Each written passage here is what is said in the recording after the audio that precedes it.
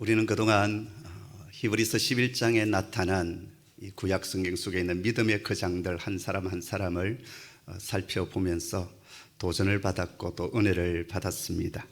그런데 오늘은 한 개인이 아니라 한 민족 공동체, 이스라엘 민족 공동체 전체의 믿음을 통하여서 교훈을 주시고 또 우리에게 도전을 주고 있습니다. 여러분, 아무리 뛰어난 리더가 있다 할지라도 그 리더십을 따라줄 사람들이 없다면 그 리더십은 아무런 쓸모가 없을 뿐만 아니라 그 어떤 역사도 일어날 수가 없을 것입니다.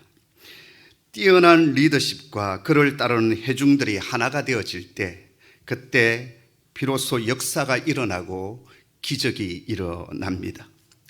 이스라엘 백성들이 하나님의 놀라운 은혜와 능력으로 출애굽하여 나올 때 가장 큰 믿음을 보여줬던 인물은 다름 아닌 모세였습니다. 그러나 아무리 모세의 믿음이 대단하다 할지라도 이스라엘 백성들이 믿음으로 함께 움직여주지 않았다면 출애굽의 역사는 일어나지 못했을 것입니다. 그래서 히브리서 저자는 아주 짧은 구절이지만 이스라엘 백성들의 믿음을 두 가지 장면으로 설명을 하고 있습니다. 그 하나의 장면이 오늘 29절에 등장하고 있는 홍해를 기적 가운데 건넜던 장면이고, 또 하나의 장면은 오늘 찬양대가 찬양했던 여리고 정복 사건, 그것은 오늘 30절에 나오는 말씀입니다. 히브리서 저자는 이 두 사건을 통해서 이스라엘 공동체의 믿음을 칭찬할 뿐만 아니라 우리 역시 그러한 믿음의 공동체가 되기를, 그리고 그 믿음으로 우뚝 서기를 간절히 촉구하고 있다라는 것입니다. 오늘 본문의 역사적인 배경은 출애굽기 14장의 말씀입니다. 애굽 땅에 10번째 재앙이 내렸던 그 밤이 지나고 바로는 어쩔 수 없이 이스라엘 백성들을 애굽 땅에서 다 내보냅니다. 그때 하나님께서 이스라엘 백성들을 구름 기둥과 불 기둥으로 인도하여 주시는데, 어느 길로 인도해 주시냐면 블레셋 사람들이 살고 있는 땅으로는 그 길이 가깝다 할지라도 그 길로 인도하지 아니하셨다라고 성경은 말씀하십니다. 블레셋 사람의 땅은 지금 지중해 연안에 있는 지금의 가자 지구입니다. 이스라엘 백성들이 살고 있었던 애굽의 고센 땅에서 해변을 따라서 바로 올라가면 바로 이 블레셋 지경이 되고, 조금만 더 올라가면 아브라함이 하나님과 언약을 맺었던 브엘세바 땅, 가나안 땅에 도착하게 됩니다. 가장 빠른 길이고 또 편한 길이기도 합니다. 그런데 하나님께서 그렇게 가깝고 빠른 길로 인도하지 않으셨던 이유는 블레셋 사람들과 전쟁을 하게 되면 이스라엘 백성들의 마음이 녹아져서 다시 애굽으로 돌아갈까, 그것이 염려가 되어서 하나님께서 그 길로 인도하지 않으셨다, 그렇게 성경은 설명하고 있습니다. 바로 여기에서 하나님은 애굽을 떠나온 이스라엘 백성들이 다시 애굽으로 돌아가는 것을 가장 싫어하신다는 것을 우리가 알 수가 있습니다. 그것은 마치 무엇과 같느냐? 예수 그리스도를 나의 구주로 믿고 하나님의 백성이 된 우리들이 다시 하나님을 버리고 옛 일로, 옛 사람으로 돌아가는 것과 동일하다라는 거예요. 애굽을 떠난다고 하는 것은 이제 오직 하나님만을 나의 주님으로 모시고 하나님의 백성으로만 살겠다는 믿음의 결단이었거든요. 그런데 처음부터 강력한 대적을 만나서 전쟁을 하게 되면 백성들의 마음이 무너질 것을 하나님은 아셨던 것입니다. 그래서 하나님의 구름 기둥은 홍해 바닷길로 그 백성을 인도하는 일이었습니다. 그렇게 해서 도착하여 진쳤던 곳이 어디였냐면 홍해 바다와 믹돌 사이 바닷가에 장막을 치게 되었습니다. 당시 믹돌은 천연 요새 지역이었습니다. 저 동방으로부터 오는 적들을 막아줄 수 있는 아주 천혜의 요새가 믹돌이라는 곳이었어요. 근데 문제는 이 믹돌 바로 앞이 홍해 바다였다라는 것입니다. 앞에는 홍해 바다이고 뒤는 믹돌이라고 하는 이 천연 요새인데, 바로 그 뒤쪽에 바로의 군대가 뒤쫓아왔습니다. 그러다 보니까 이스라엘 백성들은 홍해와 믹돌 사이에 꼼짝달싹하지 못하는 그런 형세가 되고 말았습니다. 이를 보고 바로는 뭐라고 말하는 줄 아십니까? 출애굽기 14장 3절의 말씀인데요, 바로가 이스라엘 자손에 대하여 말하기를 그들이 그 땅에서 멀리 떠나 광야에 갇힌 바 되었다 하리라. 광야에 갇힌 신세가 되었다라고 지금 바로는 말하고 있습니다. 뿐만 아닙니다. 9절 말씀에 보면 이렇게 말합니다. 애굽 사람들과 바로의 말들, 병거들과 그 마병과 그 군대가 그들의 뒤를 따라 바알스본 맞은편 비아히롯 곁 해변 그들이 장막친 데에 미치니라. 엄청난 바로의 마병과 군대가 이스라엘 백성들의 뒤를 바짝 쫓아왔습니다. 그리고 이스라엘 백성들이 진친 데까지 이제 가까이 왔어요. 그때 이스라엘 백성들의 마음이 어떠했겠습니까? 오늘 10절 말씀인데 우리 한번 같이 읽어보도록 하겠습니다. 10절 말씀. 바로가 가까이 올 때 이스라엘 자손이 눈을 들어본즉 애굽 사람들이 자기들 뒤에 이른지라. 이스라엘 자손이 심히 두려워하여 여호와께 부르짖고. 이스라엘 백성들이 심히 두려워했다라고 했습니다. 그래서 하나님께 부르짖었다 그렇게 말씀하지 않습니까? 그러나 그들의 불안한 마음과 두려운 마음을 이길 수는 없었습니다. 그래서 저들의 입에서 뭐가 나옵니까? 원망과 불평의 언사들이 쏟아져 나왔습니다. 애굽에 매장제가 없어서 당신이 우리를 이끌어내어서 이 광야에서 죽게 하느냐? 차라리 애굽 사람들을 섬기는 것이 광야에서 죽는 것보다 훨씬 낫지 아니했더냐라고 말합니다. 바로 이것이 이스라엘 백성들의 실존의 모습이었고 어쩌면 오늘 우리들의 영성의 모습이기도 합니다. 우리는 환경과 여건이 좋을 때는 하나님의 선하심을 찬송하고 리더에게 박수를 보냅니다. 그러다 상황이 힘들고 어려워지면 한순간에 돌변하는 것이 우리들의 신앙의 모습입니다. 그런데 히브리서 저자는 이러한 믿음 없는 이스라엘 백성들을 믿음의 백성이었다 그렇게 오늘 히브리서 본문은 칭찬하고 있습니다. 그 이유가 어디에 있을까요? 바로 그것은 그들이 어떻게 그 불신앙의 늪을 빠져나오고 믿음으로 승리했느냐, 바로 여기에 초점을 두고 있다라는 거예요. 여러분, 이것이 참 중요합니다. 우리가 믿음 생활을 해나가는 가운데 영적 침체기에 빠져들 수도 있고 신앙의 회의감에 빠져들 수 있습니다. 또 뜻하지 않는 삶의 위기 앞에서 우리는 실족하고 무너지기도 합니다. 이건 저의 실존적인 모습이기도 하고 또 우리들의 모습이기도 합니다. 그러나 중요한 것은 그 신앙의 슬럼프에서 우리가 어떻게 빠져나오느냐, 이게 참으로 중요합니다. 그리고 하나님께서 보시는 것은 마지막 최종적으로 우리가 어떤 믿음의 결단을 내렸느냐, 이것을 중요하게 보신다라는 거예요. 계속 무너져서 불순종하고 불신앙의 길로 계속 걸어갔느냐, 그것이 아니라 처음에는 무너지기도 하고 원망의 말을 하기도 하고 불평도 하고 불순종의 삶을 한순간은 살았지만 다시 하나님께서 주신 말씀을 받고 일어나서 최종적으로 그가 어떤 믿음의 길을 걸어갔느냐, 믿음의 결단을 했느냐, 하나님은 이것을 보신다라는 거예요. 자, 여기서 우리가 또 하나 생각해야 될 것이 있습니다. 이스라엘 백성들이 왜 불신앙에 빠졌으며 왜 두려움과 낙심하게 되었느냐라는 것입니다. 왜 그들은 두려워했습니까? 왜 그리고 낙심했습니까?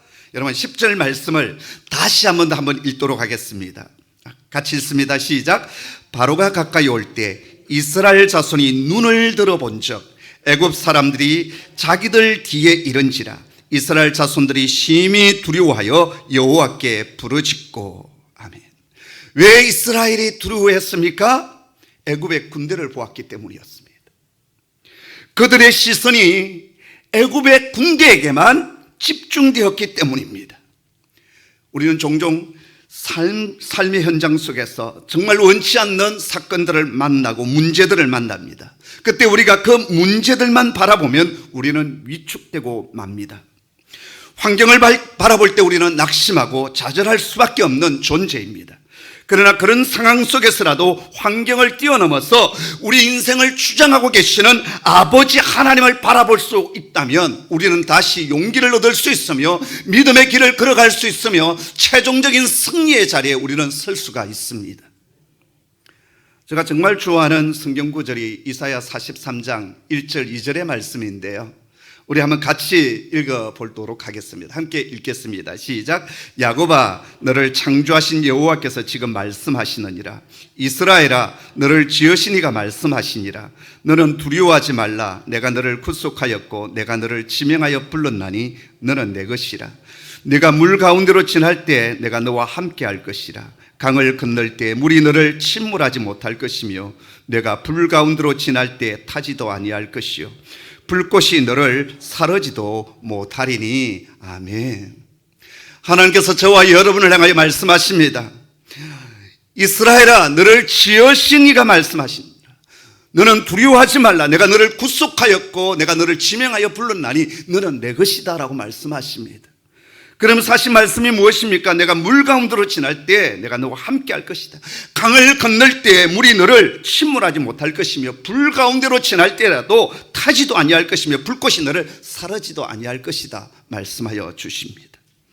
여러분, 원수 같은 환경의 물이 아무리 어둡고 불길한 예감을 준다 할지라도 우리를 침몰치 못할 것이며 그렇게 우리를 보호하시고 그렇게 지켜주시겠다 약속하신 분이 신실하신 아버지 하나님이십니다. 여러분, 다시 말씀을 보십시오. 오늘 본문에 보면 두려움에 떨고 있는 우리에게 하나님께서 모세의 입술을 통하여 주시는 메시지가 무엇입니까? 바로 13절 14절의 말씀인데요, 우리 한번 같이 읽겠습니다. 시작. 모세가 백성에게 이르되 너희는 두려워하지 말고 가만히 있어서 여호와께서 오늘 너희를 위하여 행하시는 구원을 보라. 너희가 오늘 본 애굽 사람을 영원히 다시 보지 아니하리라. 여호와께서 너희를 위하여 싸우시리니 너희는 가만히 있을지니라. 아멘.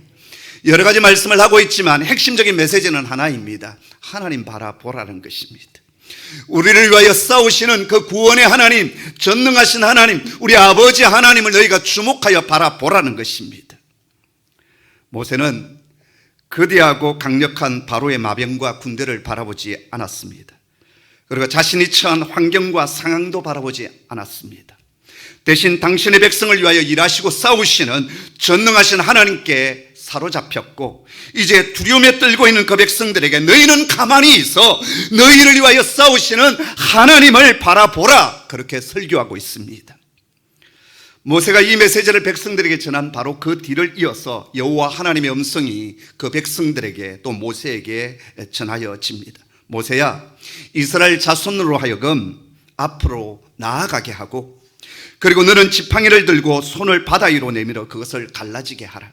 그리하면 이스라엘 자손이 바다 가운데서 마른 땅같이 그 땅을 지나가게 될 것이다 말씀하십니다. 모세는 하나님께서 주신 이 말씀에 전적으로 순종합니다.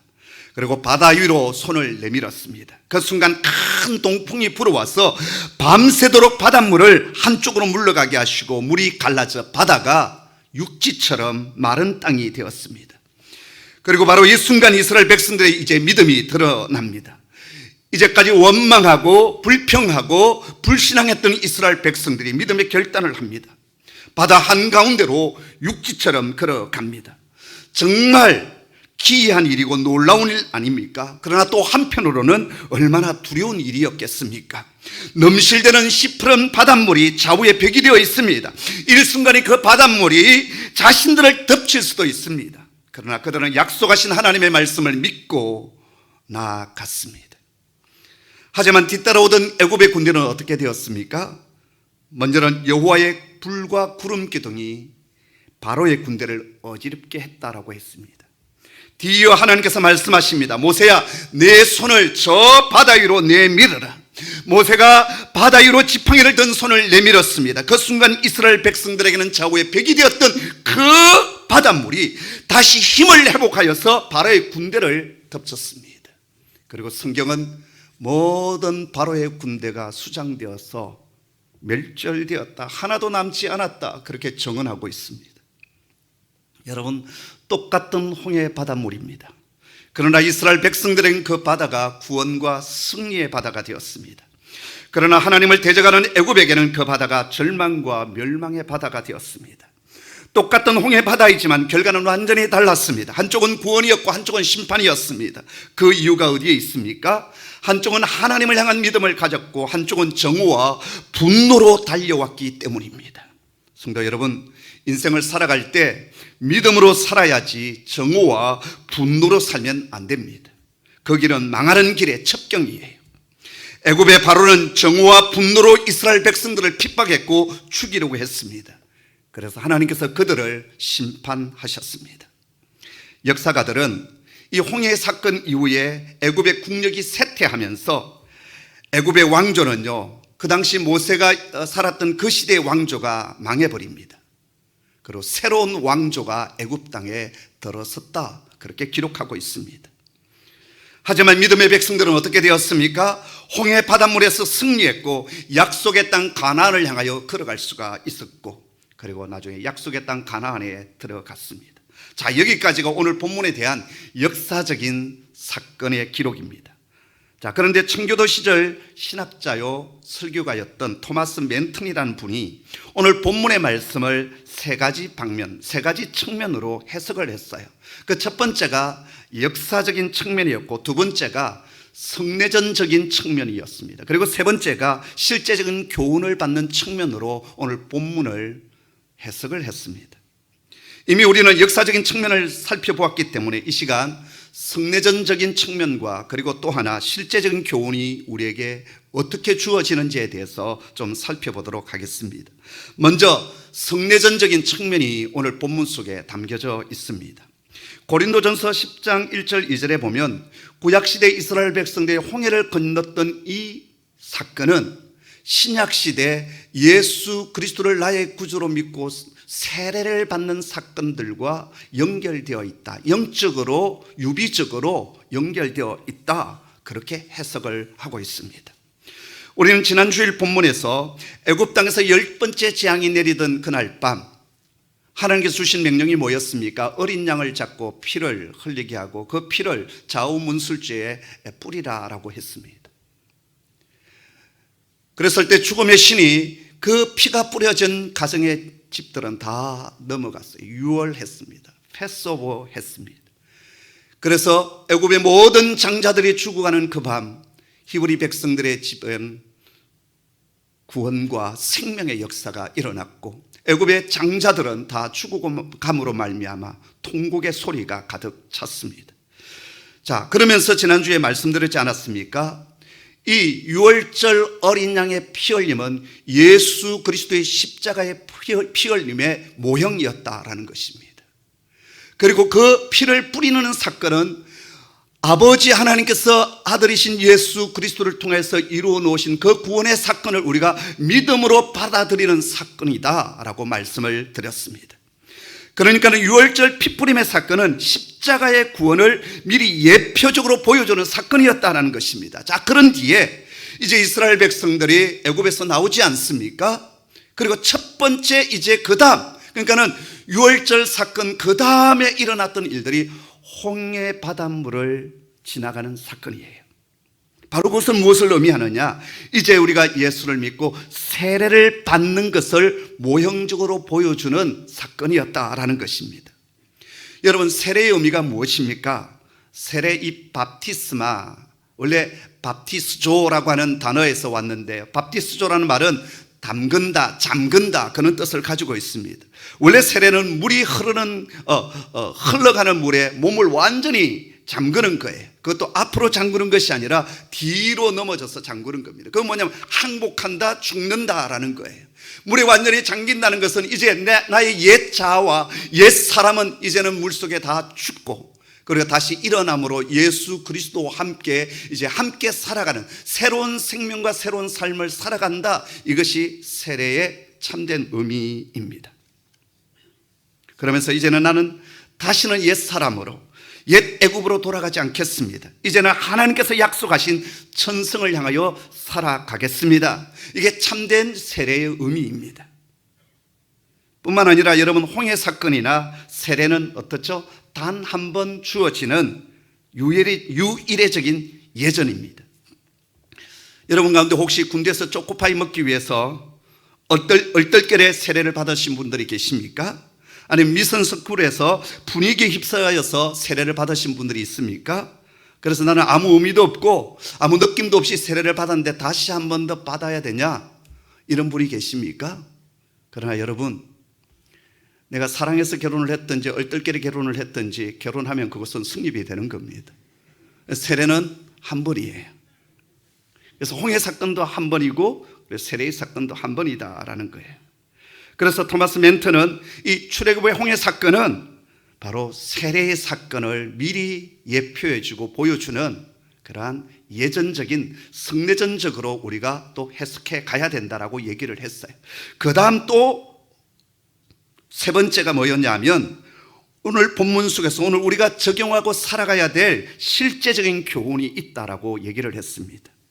여기에 대해서 아더 핑크라고 하는 주경가는 5가지 실제적인 교훈을 얘기를 했습니다. 저는 그 가운데서 한 4가지를 오늘 우리 현장 속에서 말씀드리고자 합니다. 첫째, 하나님은 당신의 백성들에게 강한 용사로 키우기 위하여 연단의 과정을 주십니다. 바로 그것이 큰 시련이죠. 우리를 연단시키기 위해서 큰 시련을 허락하신다라는 겁니다. 하나님께서 우리의 인생 앞에 늘 푸른 초장, 맑은 시냇물가로 인도해 주시면 얼마나 좋겠습니까? 그런데 때로는 고난과 역경의 홍해 앞으로 우리를 인도해 주신다라는 거예요. 여러분, 가나안으로 가는 가장 빠른 길은 블레셋 길입니다. 그런데 하나님께서는 구름 기둥으로 인도해 주셨는데 그 길이 다름 아닌 홍해 바닷길이었습니다. 홍해 바다와 믹돌 사이에 꼼짝달싹하지 못하게 만드는, 그렇게 하나님께서 그 길로 인도해 주셨어요. 그 길로 인도해 주신 분이 다름 아닌 하나님이셨습니다. 왜 그렇게 하셨을까요? 바로 연단이었습니다. 강한 믿음의 용사로 키우기 위함이었고, 더 큰 구원의 역사를 경험하여서 더욱 하나님을 신뢰하게 하기 위하여 하나님은 이 홍해 바닷길로 인도해 주셨다라는 것입니다. 혹 우리 가운데 지금 고난과 또 아픔, 또 힘든 가정 속에 있는 우리 성도들이 분명히 있지 않습니까? 기억하십시오. 하나님께서 그 고난의 시간을 허락해 주시면 우리를 더욱 강한 용사로 키우기 위한 하나님의 훈련의 과정, 연단의 과정이다라는 거예요. 건수 비전센터의 하우스 안에 지난 겨울 동안 그 엄나무 뿌리를 삽목을 좀 했습니다. 포터에다가 이렇게 심었는데요, 한 몇천 주 이렇게 심었습니다. 싹이 아주 잘 났어요. 농사가 너무 잘 되었습니다. 그래서 와우, 잘 됐다. 그리고 이제 하이비 캠프를 한 달 갔다 왔는데 여기저기 이렇게 이파리가 이렇게 녹아져 내리고 또 곰팡이가 피고 썩어진 것들이 여러 보였어요. 그래서 좀 더 지나서 보니까 더 많이 번져가는 것을 보았어요. 그래서 한풍을 좀 시켰습니다. 그리고 왜 이놈들이 이렇게 이파리가 녹아져 갔을까 보았더니 원인을 찾았습니다. 자, 싹이 올라올 때는 괜찮은데 싹이 올라온 뒤에 이제 분무기를 가지고 물을 주잖아요. 수돗물을 가지고 물을 뿌렸는데 1월달이 춥지 않습니까? 수돗물이 너무 차가워요. 근데 그걸 뿌려놓으니까 아직 여린 그 이파리가 냉해를 입어가지고 다는 아니고 냉해를 입어가지고 이놈들이 다 녹아져 내린 것이었어요. 그래서 그 뒤부터는 이제 어떻게 했느냐, 물을 데워서 섞어서 그렇게 이제 뿌렸습니다. 그리고 요즘은 이제 기온이 올라가니까 이제 바깥 온도와 맞추기 위해서 환풍을 시키고 이제 바깥 온도와 거의 이제 맞추어서 가고 있습니다. 그때 제가 깨달은 것이 하나 있습니다. 여름 이파리, 그걸 그냥 노지에 내보내면 어떻게 되겠어요? 다 아마 잎들이 냉해를 입고 다 녹아져 내릴 거예요. 죽을 거라고요. 그런데 햇볕도 좀 받고 그 다음에 좀 찬바람도 쐬고 그러면서 강해질 때 그때 이제 노지에 나가서 그러면서 이제 뿌리를 더 내리고 그리고 잘 크지 않겠습니까? 오늘 우리가 살아가는 세상이 참 악한 세상입니다. 험한 세상이에요. 그 악하고 험한 이 세상 속에서 하나님의 백성들이 꿋꿋한 믿음의 용사로 살아가야 할 때만이 우리가 승리할 수가 있습니다. 유약하고 또 정말 연약해서 조그마한 일에도 넘어지고 쓰러진다면 하나님 나라의 일꾼으로 우리가 쓰임을 받을 수가 없는 거예요. 그래서 하나님은 우리를 연단의 과정을 거쳐서 당신의 축복받는 인생으로 만들어 가신다라는 거예요. 저는 청소년 시기에 이 비밀을 깨달았습니다. 제 인생이 참으로 비참하고 힘들어 처절하게 하나님 앞에 엎드려 간구할 때 하나님께서 로마서 5장 4절의 말씀을 통해서 연단이라는 단어를 저에게 주셨어요. 네가 연단받으면 소망의 사람이 될 것이다. 그 한 말씀이 오늘 저를 이 자리에 서게 했습니다. 사랑하는 교우 여러분, 까닭도 이유도 모르는 고난 중에 있는 분들이 우리 가운데 분명히 계십니다. 정말 믹돌과 홍해 바다 사이에 갇혀있는 지체들이 있습니다. 그러나 연단의 과정을 잘 통과하셔서 구원과 소망의 날을 이루는 은혜가 있기를 주의 이름으로 축복합니다. 오늘 본문을 통해서 우리가 두 번째로 받게 되는 교훈은 우리가 얼마나 연약한 믿음의 사람인지를, 그 실상을 그대로 보여주고 있다라는 거예요. 이스라엘 백성들은 애굽에서 10가지 재앙을 두 눈으로 목격했습니다. 그리고 하나님께서 그 백성을 위하여 얼마나 놀랍게 일하고 계시는지 온몸으로 체험했던 그러한 백성들이었습니다. 마지막 10번째 재앙에서 애굽의 장자들이 다 죽어갔던 그날 밤 말씀을 따라 피를 뿌렸더니 구원을 얻고 승리를 얻었습니다. 심지어 출애굽하여 나올 때 애굽의 사람들이 이스라엘 백성들에게 뭘 지어주는지 아십니까? 금은 폐물을 지어줘요. 빨리 가라, 빨리 가라. 엄청난 하나님의 호의를 경험했던 백성들이 이스라엘 백성들이었어요. 그러나 얼마 가지 않아서 그 믿음의 미천이 바닥을 쳤습니다. 두려워했고 원망했고 불평했습니다. 여러분, 그들만 그럴까요? 우리들 역시 그런 존재입니다. 저 또한 제 믿음이 잠잘 때는 정말 작은 시냇물 소리에도 겁을 집어먹고 소리를 지르는 그러한 연약함을 저는 가지고 있습니다. 오늘 우리의 모습이 그래요. 자, 그러기에 오늘 우리에게 본문이 주는 세 번째 교훈에 귀를 기울여야 합니다. 바로 그것은 하나님의 말씀을 듣는 시간이 필요하다라는 것입니다. 큰 위기 가운데 있는 이스라엘 백성들에게 하나님께서 주셨던 세 가지 음성이 있었어요. 그 첫 번째가 뭐였습니까? 두려워하지 말고 가만히 서 있으라는 것이었고, 두 번째는 여호와께서 오늘날 너희를 위하여 일하시는 그 행하시는 구원을 보라는 것이었습니다. 그리고 세 번째는 앞을 향하여 나아가라라는 것이었습니다. 이 세 가지 중에서 제일 중요한 것이 무엇이겠습니까? 하던 일을 멈추고 원망과 불평을 멈추고 잠잠히 하나님을 바라보라는 것입니다. 여러분, 힘들고 어려울 때, 내 삶의 위기가 찾아왔을 때 우리 믿음의 사람들이 가장 먼저 해야 할 일은 하는 일을 잠시 멈추는 겁니다. 그리고 잠잠히 하나님 앞에 엎드리는 것입니다. 누군가가 제게 물었습니다. 목사님은 힘들고 어려울 때 어떻게 그 어려움을 극복하십니까? 그때 저는 이렇게 대답합니다. 저는 힘들고 어려울 때 본당 강대상 앞에 엎드립니다. 아니면 작은 배낭 하나 짊어지고 하루 이틀 걷습니다. 하루에 한 30km 정도 이렇게 걷다 보면 극한 상황이 되면서 심령이 가난해집니다. 그때 들려오는 세미한 하나님의 음성이 있습니다.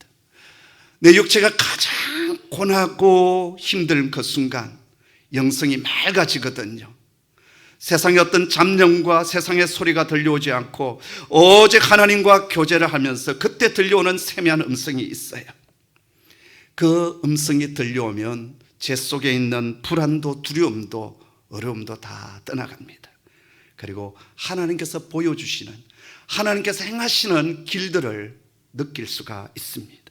그리고 믿음을 다시 가지고 앞을 향하여 나아갈 힘을 저는 얻습니다. 그렇게 얘기해요. 성도 여러분, 힘들고 어려울 때, 삶이 고단할 때, 가던 길이 막힐 때, 사방으로 우겨쌈을 당할 때 가장 먼저 해야 할 일은 주님 앞에 잠잠히 엎드리는 것입니다. 그런 자에게 하나님께서는 말씀으로 이길 힘을 주십니다. 그리고 앞을 향하여 나아갈 수 있는 능력을 허락하여 주십니다. 네 번째 교훈은 믿음으로 걷는 자에게 승리와 구원을 주신다라는 겁니다. 우리는 잠시 환경 때문에 내 믿음이 흔들릴 수 있고 연약해서 원망하고 불평할 수 있습니다. 그러나 여러분, 끝까지 그렇게 해서는 안 됩니다. 돌이켜야 합니다. 잠깐은 무너질 수 있습니다.